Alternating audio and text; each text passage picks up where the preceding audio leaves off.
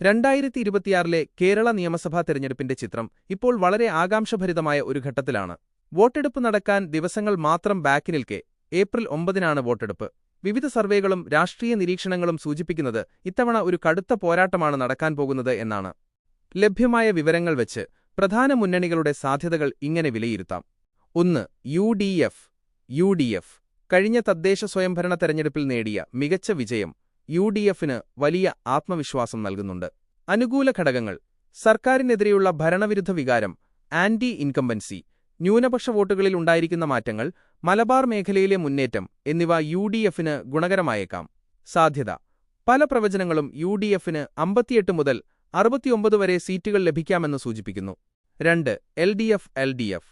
തുടർച്ചയായ 3-ാം തവണയും ഹാട്രിക് അധികാരം പിടിക്കാനാണ് എൽ.ഡി.എഫ് ശ്രമിക്കുന്നത്. അനുകൂല ഘടകങ്ങൾ: സർക്കാരിന്റെ വികസന പ്രവർത്തനങ്ങൾ ഉയർത്തിക്കാട്ടിയുള്ള മറ്റാരുണ്ട് എൽ.ഡി.എഫ് അല്ലാതെ എന്ന പ്രചാരണം, ശക്തമായ സംഘടനാ സംവിധാനം എന്നിവയാണ് അവരുടെ കരുത്ത്. സാധ്യത: മെട്രൈസ് പോലുള്ള ചില സർവേകൾ എൽ.ഡി.എഫിന് 61 മുതൽ 71 വരെ സീറ്റുകൾ ലഭിക്കുമെന്നും നേരിയ മുൻതൂക്കമുണ്ടെന്നും പ്രവചിക്കുന്നു. 3.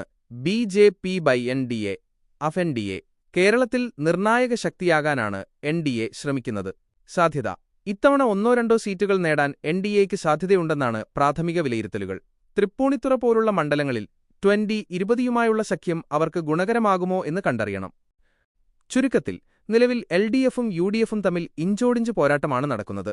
ന്യൂനപക്ഷ വോട്ടുകളുടെ ഏകീകരണവും ഭരണവിരുദ്ധ വികാരവും യു.ഡി.എഫിനെ തുണച്ചാൽ ഭരണം മാറാം. എന്നാൽ വികസന തുടർച്ചയ്ക്കാണ് ജനങ്ങൾ വോട്ട് ചെയ്യുന്നതെങ്കിൽ എൽ.ഡി.എഫിന് വീണ്ടും അധികാരത്തിൽ വരാം. കൃത്യമായ ഉത്തരം മെയ് മാസത്തിൽ ഫലം വരുമ്പോൾ മാത്രമേ അറിയാൻ കഴിയൂ.